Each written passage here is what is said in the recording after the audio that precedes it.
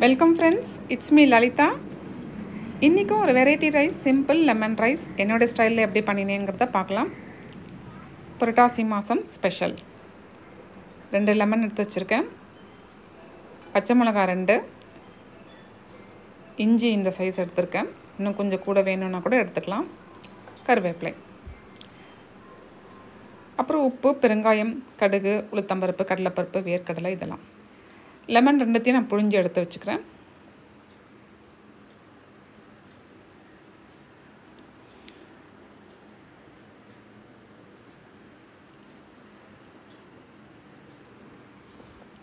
அதுலேயே மஞ்சள் பொடி, உப்பு சேர்த்துக்கிறேன். நான்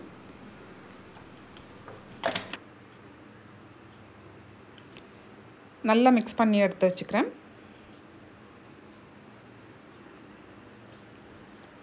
தாளிக்கிறதுக்கு கடுகு, உளுத்தம்பருப்பு, கடலைப்பருப்பு, வேர்க்கடலாம் சேர்க்கணும். அதை எடுத்து வச்சுக்கிறேன். கடலைப்பருப்பு 1 ஸ்பூன், உளுத்தம்பருப்பு 1.5 ஸ்பூன் சேர்த்துக்கிறேன்.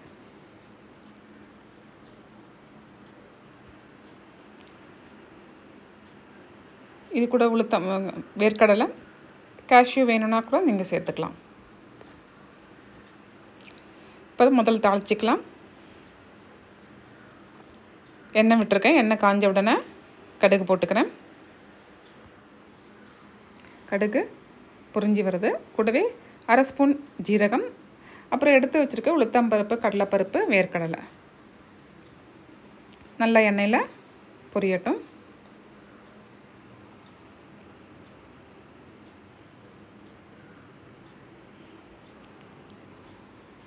இது கூட 2 பச்சை மிளகாய் எடுத்து வச்சுருக்கேன், அதை நல்லா பொடியாக நறுக்கிக்கிட்டேன்.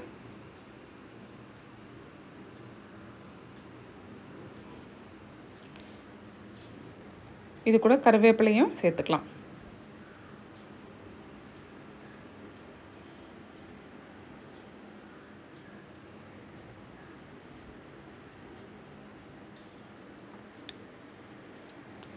கூடவே இஞ்சி நான் துருவி வச்சுருக்கேன், 1 டீஸ்பூன் அளவுக்கு இருக்கும், சேர்த்துக்கிறேன்.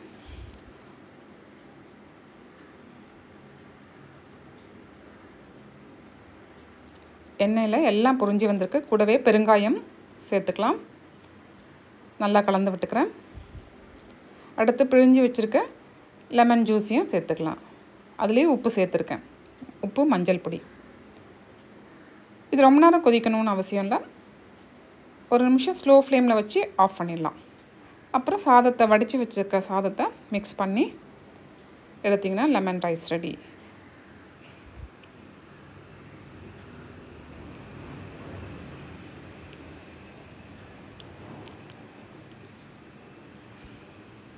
நல்ல கலர்ஃபுல்லான லெமன் ரைஸ் எப்படி இருந்ததுன்னு கமெண்ட் பண்ணுங்கள். சப்ஸ்கிரைப் பண்ணாதவங்க பண்ணிவிடுங்க. அடுத்த வீடியோவில் பார்க்கலாமா நல்ல ரெசிபியோட. Thank you. Have a good time. Take care.